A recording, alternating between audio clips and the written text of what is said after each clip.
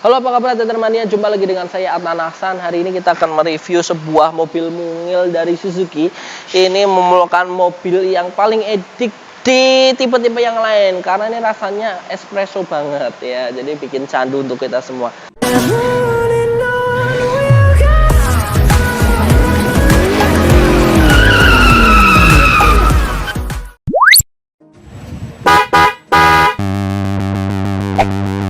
Sure do like to share your opinions, talking big like somebody's listening. Nobody's listening. It's so fun and games until it doesn't. Toss me out, I'll hit the ignition. Now you listen. Hop up in the window. Smaller and smaller you fade out. Hop up in the window.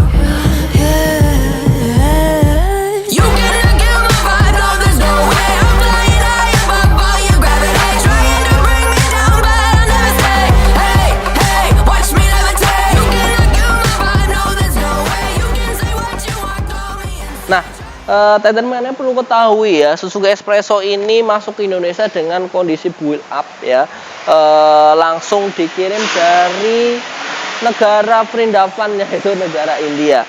Kalau dari nampak depan, Suzuki Espresso ini sangat ikonik banget ya. Kalau dari segi lampu, belum menggunakan LED, masih menggunakan halogen ya, disertai dengan lampu riting. Kemudian secara grillnya dia sudah tampangnya seperti Tyrannosaurus ya, jadi model dino-dino gitu kali ya. Tapi yang saya sayangkan untuk tipe ini ya, hanya ada satu tipe di Indonesia dan tidak dilengkapi dengan fog lamp ya. Kalau tambah fog lamp kece lagi sebenarnya ya, atau bisa dimainkan dengan gaya-gaya retro lagi atau rally look, itu bisa di modifikasi oleh Tetermania semua. Yuk kita lihat sini lagi. Kalau dari ban, saya rasa ini tidak jauh berbeda dengan Karimun Wagon R ya dari Suzuki. Ini ringnya masih menggunakan ring 14 ya. Saya kira kelihatannya seperti ring 15, tetapi ini ringnya ring 14, dibekali dengan ban ini tipenya MRF ya, radial ya, CVT merek Kopo itu. Tapi ini ban untuk Eco tire ya. Lebarnya sih sekitar 165/70 ya. Ini jadi ya tipe ban untuk efisiensi ya, pakainya kayak gini lah ya. Oke, yang menarik lagi memang sudah dibekali dengan over fender. Nggak ada kan di kompetitor mobil kecil yang pakai over fender. Ya saya rasa hanya ada di Espresso. Dan over fendernya ini sampai ke body molding seperti ini ya. Ya, sampai ke samping ini ya. Bawah, atas dilengkapi. Ya, jadi memang kesannya mini SUV banget. Oke, terus kita lihat lagi.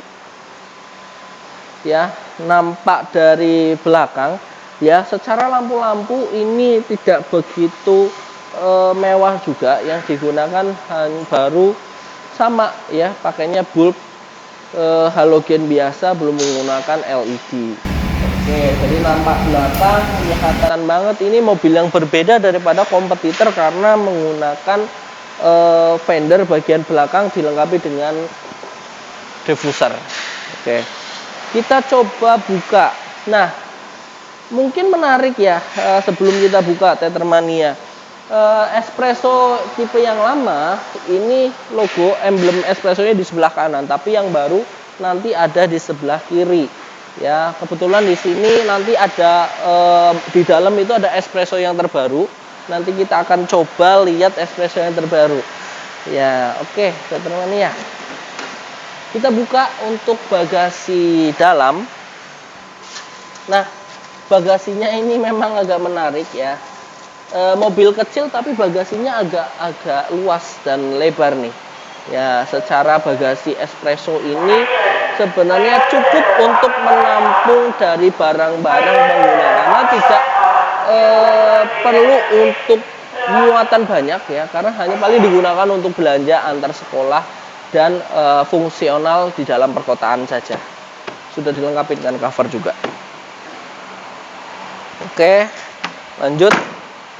masih sama dengan mobil-mobil Suzuki yang lain. Mobil-mobil Suzuki khususnya Espresso ini juga sudah dilengkapi dengan fitur keamanan dan keselamatan. Dari platformnya sudah pakai Heartech ya, dengan text body, kemudian fitur pengereman ABS juga sudah disematkan ya, kemudian side impact beam masih ada, kemudian immobilizer juga sudah digunakan ya. Jadi mobil ini sebenarnya kecil, fungsional, dan cukup baik dari segi keamanan dan keselamatan.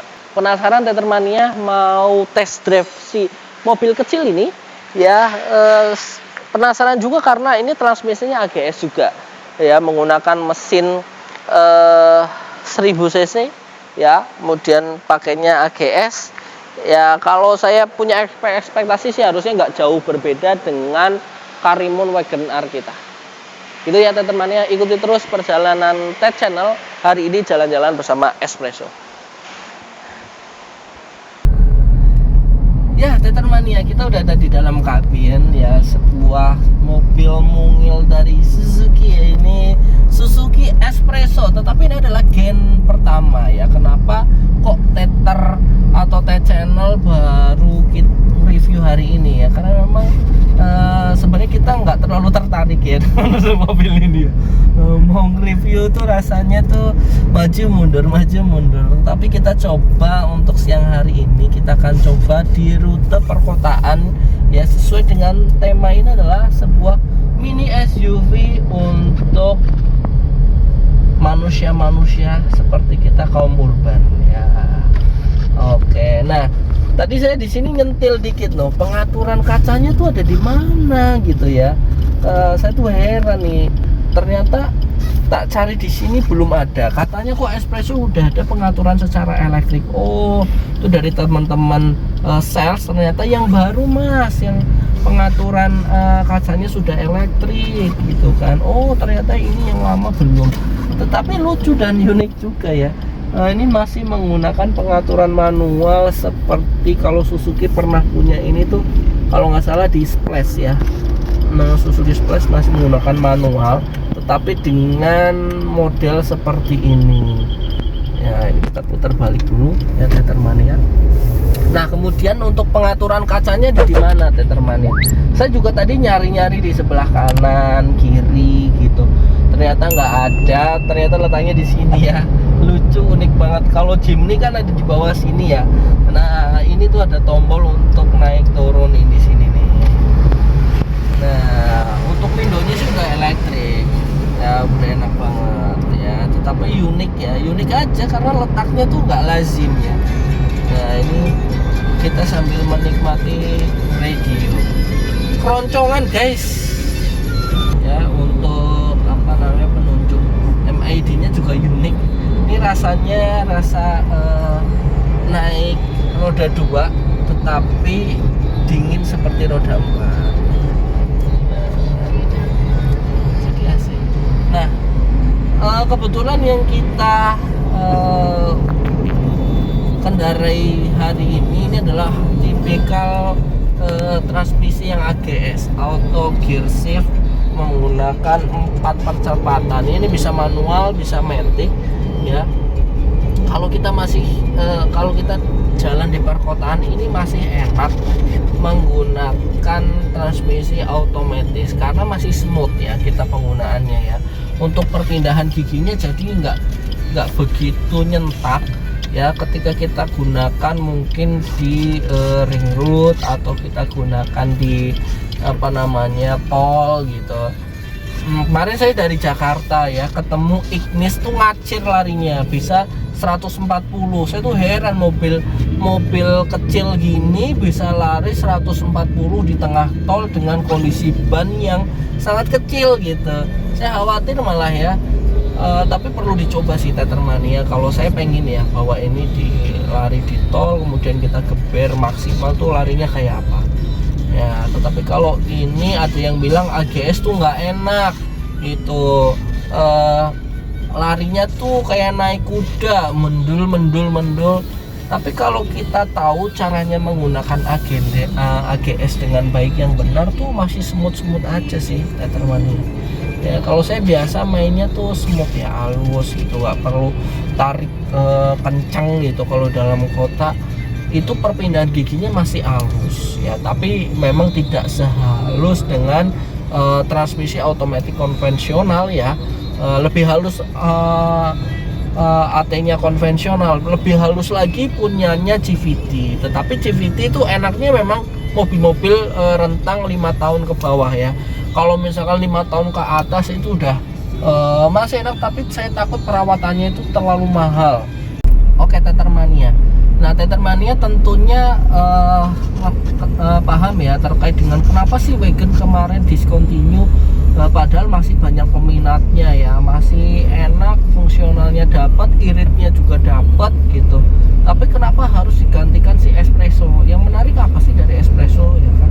Padahal kalau secara head rest-nya ini ya, head point-nya ini ya, sebenarnya masih legaan wagon ya. Kalau saya masih legaan wagon banget ya Kak Tri ya. Iya betul. Iya, malah masih legaan wagon itu.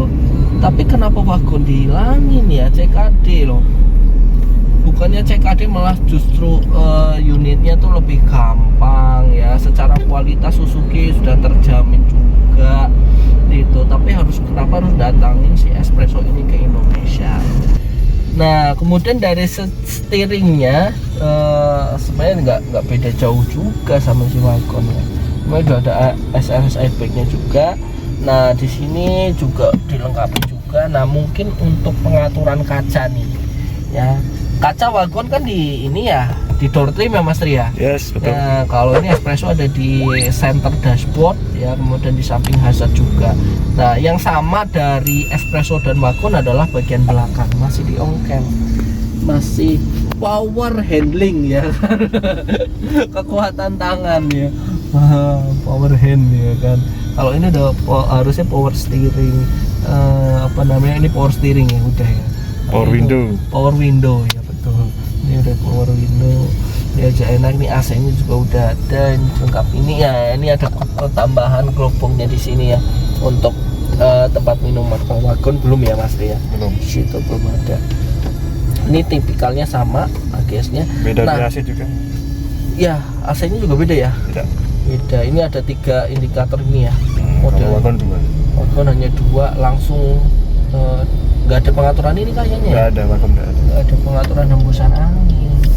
Ya, jadi ya ada beberapa perubahan kecil, tapi yang nggak ada di espresso ini dan fungsinya sangat keren tuh yang ada di wagon, hanya ada di wagon satu-satunya. Kompetitor juga nggak punya.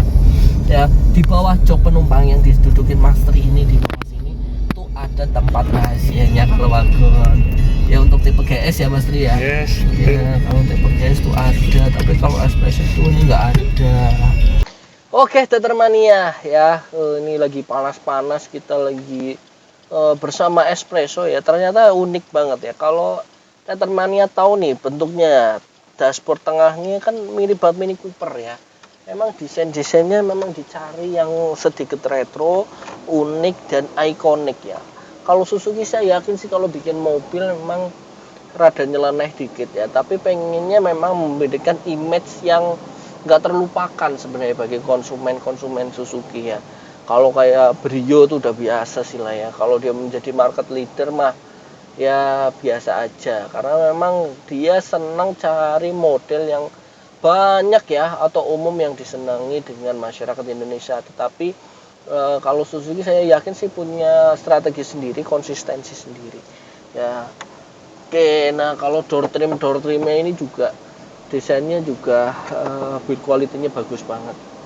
Nah tadi udah ya, ini ya kita udah dibahas ya. Kemudian MID juga yang terbaru juga sudah ini audio ya udah berubah juga. Nanti kita tinggal lihat luar dari si espresso ini, karena unik banget ya. Lampu mundurnya aja hanya satu ya, di sebelah kanan atau kiri ya, saya lupa, nanti kita coba lihat ya, karena unik banget. Sementara kompetitor tuh nggak pakai satu ya, pakainya plus satu lagi jadi 2 gitu. Jadi ini mobil paling unik sebenarnya. Secara mengemudi ini ya asik ya, fun to drive lah. Kalau saya mah oke aja. biasa bawa mobil apa aja tuh mencoba selalu memberikan experience yang mengkondisikan diri kita tuh selalu nyaman. Ya entah pengaturan kursinya atau pengaturan setiringnya atau cara mengemudinya. Ya yang jelas kalau saya mengemudi kadang nggak mesti sendirian, mesti ada temennya gitu. Tetapi pembawaan saya selalu dibilang kalau santai-santai gitu. Tetapi kalau buat main di jalan kota, main zigzag oke lah, slow but sure gitu kata slangnya. Oke teman-teman ya, kita tadi sudah review sekilas terkait dengan eksterior, kemudian interior juga kita sedikit review saat kita coba test drive mobil Espresso ini ya. Walaupun ada beberapa sedikit perbedaan di fitur-fitur yang ada di Espresso lama, generasi 1 sama yang sekarang Espresso terbaru, tetapi cara mengemudi ya itu penting untuk menciptakan kebahagiaan atau lebih fun to drive terkait dengan mobil ini. Apapun mobilnya, kalau kita bisa mengemudi dengan baik, saya rasa tetap bisa nyaman aja. Ya, oke, terima kasih teman-temannya. Terus ikuti video-video kami ya. Jangan lupa like, comment, subscribe, dan share. Ya, saya Atan Aksan. Terima kasih. Salam Tech Channel. Terima kasih telah menonton video kami. Jangan lupa subscribe, like, share, dan komen. Sampai jumpa di video kami berikutnya. Salam Tech Channel.